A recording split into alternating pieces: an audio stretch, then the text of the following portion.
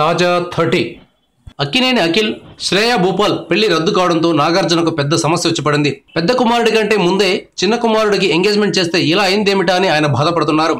నాగార్జున మాత్రమే కాదు, నాగ చైతన్య, సమంతలు కూడా అఖిల్ వల్ల చిక్కుల్లో పడ్డారు. జస్ట్ నెల కూడా కాలేదు సమంత చైతన్య ఎంగేజ్మెంట్ జరిగి, ఇంతలోనే అఖిల్ ఇంత పెద్ద బాధ కలిగించే వార్తను మోసుకొస్తాడని వారు కలలో కూడా ఊహించి ఉండరు. అఖిల్ పెళ్లి క్యాన్సిల్ కావడంతో నాగ చైతన్య పెళ్లిని తొందరగా చేద్దామనే ఆలోచనలో నాగార్జున ఉన్నట్లు తెలుస్తోంది. చైతు సమంతల పెళ్లి గ్రాండ్ గా చేసి ఈ బాధ నుంచి బయటపడాలని నాగ్ భావిస్తున్నట్లు సమాచారం.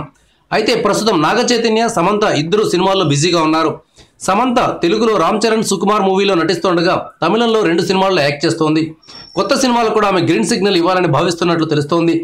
ఈ పరిస్థితుల్లో ఆమె కనీసం 1 ఏడాది పాటు ఫుల్ బిజీగా ఉండే అవకాశం ఉంది.